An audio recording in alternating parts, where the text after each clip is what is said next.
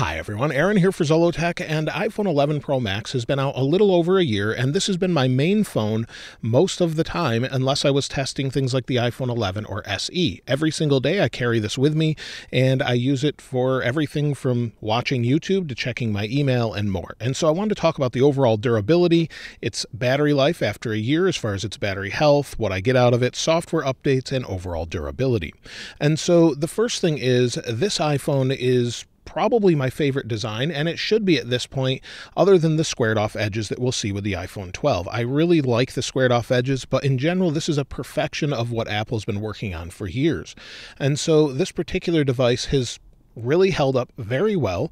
The outer edge is stainless steel and there's no scuffs on it or anything. And you may have noticed already I'm not using a case, I'm not using a screen protector, and so of course I could avoid scratches and things if I did use one, but as you can see it's held up well. I don't have any scratches on the lens of the camera, and in general it's held up really well. There's not really any scuffs around the outside edge, maybe a few down at the bottom here, but I don't really see anything major. And then laying it on the table will produce a little bit of scuffing down at the base of the phone on the back, but if you have a case you'll never see that, or a skin. Otherwise, I don't really see it. I have seen some others that have a worse experience. Now the front display is a different story. Apple's glass with the iPhone 11 Pro Max is supposedly less prone to shattering if you drop it. However, it seems to be softer and scratches more easily. And so right there, you may already see the scratch. I have a few deep scratches. Now, of course, this could all be avoided if I used a screen protector, and if Apple continues to use this glass, I'll probably use a screen protector on the iPhone 12 Pro Max. So this particular display just doesn't hold up well to scratches in general and seems to scratch very easily.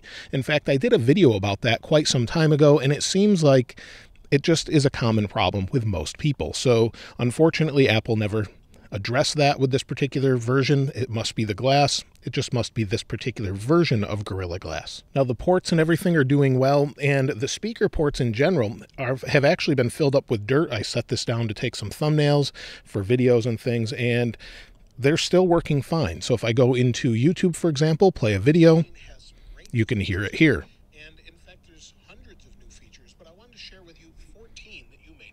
The speakers sound just as good as they always did. I didn't have any issues with them getting muffled or blowing the speakers. They sound good, both the top speaker and the bottom speakers, so that's a good sign. It's held up really well after a year. And this has been the same phone after a year. And so in general, it's held up well compared to others. I have had to swap out others in the past. This one I haven't. Now, the overall speed of the device seems to be great. I really haven't had any issues, no lag or anything like that, other than what people were experiencing with bugs with iOS 14. So those are pretty common bugs, but in general, you'll see everything super smooth. I really don't have any hiccups. The camera is nice and fast, and the camera is something I really like on this phone. In fact, I'm filming with an iPhone 11 Pro now, and so the video quality in 4K is phenomenal. As you can see here, this one says 4K 60. If we want to just change it to whatever we want to use here, 4K 30, the video quality is phenomenal, especially if you're in outdoor light. There's no issues whatsoever. And so these cameras are among the best. When it comes to video cameras, I would say they are the best. When it comes to photos, I'd put that right up there with the Pixel 4 XL, as well as maybe the Note 20, depending on what your style is that you prefer for photos. Otherwise, this is a phenomenal camera. A few issues it has sometimes at night, sometimes it's a little bit grainy and things compared to some others, but in general it's a phenomenal camera, and unless you want something that's SLR quality or mirrorless quality, you'll need a larger, more expensive camera for that. Otherwise, it does the job for most people. Now, overall battery life of the 11 Pro Max has always been excellent. It's been at the top of smartphones. In fact, it was better than most when it launched and still is today. And so this was getting me 10 to 12 hours when it first launched. Now with iOS 14, that's gone down a bit. Hopefully they'll fix that issue. But after 1 year of usage, I've got 95% battery health left. Apple says 80% after 2 years is normal. So I'm doing a little bit better than average. I do charge it every night using a wireless charger, wake up in the morning, and then maybe if I'm driving, it's charging in the car. But in general, it's held up really well. So this is well within spec. It's better than most. And I know many other people that have about 95% after a year. Some have less, some have more. It just depends how often you charge it. I rarely use a fast charger with it, and that's not on purpose. It's just that I find wireless charging more convenient. so I just put it on a wireless charging stand by Nomad, and that's what I use at night. Now, overall battery life with iOS 14 hasn't been phenomenal. You'll see if I go to a couple days ago, I had 4 hours and 30 minutes of screen on time, 4 hours and 6 minutes of screen off time, and I used almost 75% of my battery. So that's not great, and hopefully we'll have better battery life with future updates. That's usually what happens. There's a lot going on in the background.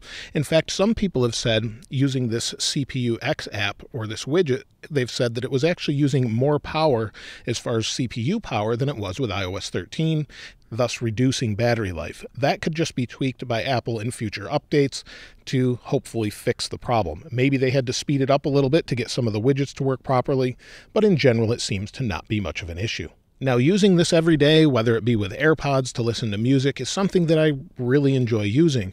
I really haven't had many complaints with the iPhone 11 Pro Max, and it feels much more like it's perfected compared to maybe even previous versions. The XS Max had issues with PWM, where the display flickers to control brightness, and so does this one.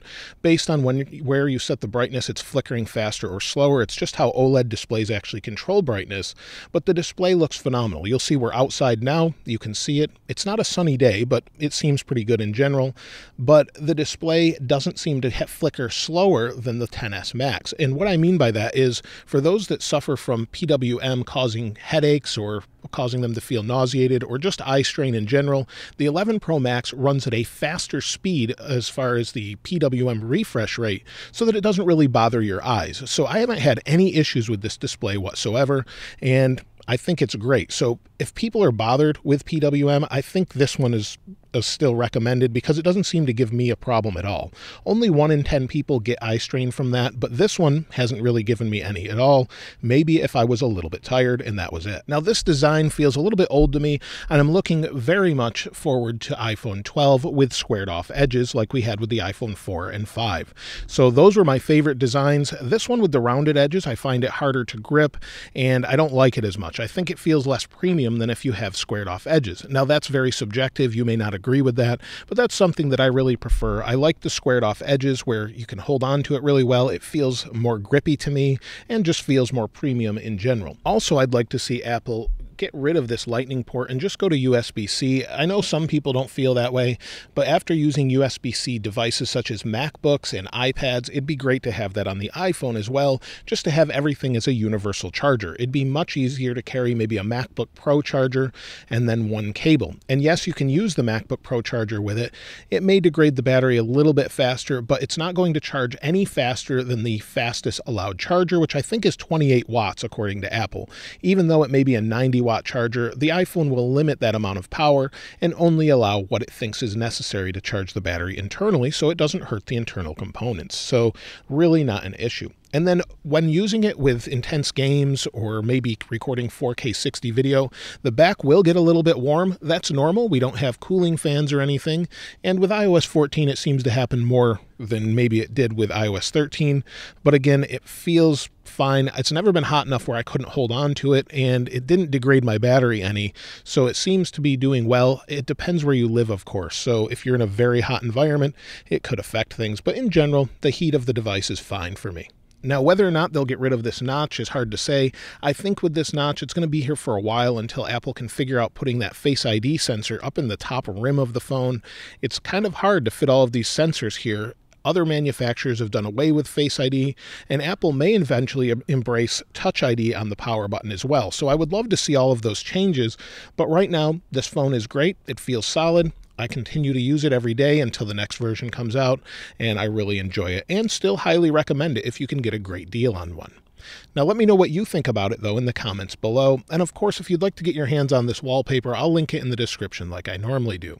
If you haven't subscribed already, though, please subscribe. And if you enjoyed the video, please give it a like. As always, thanks for watching. This is Aaron. I'll see you next time.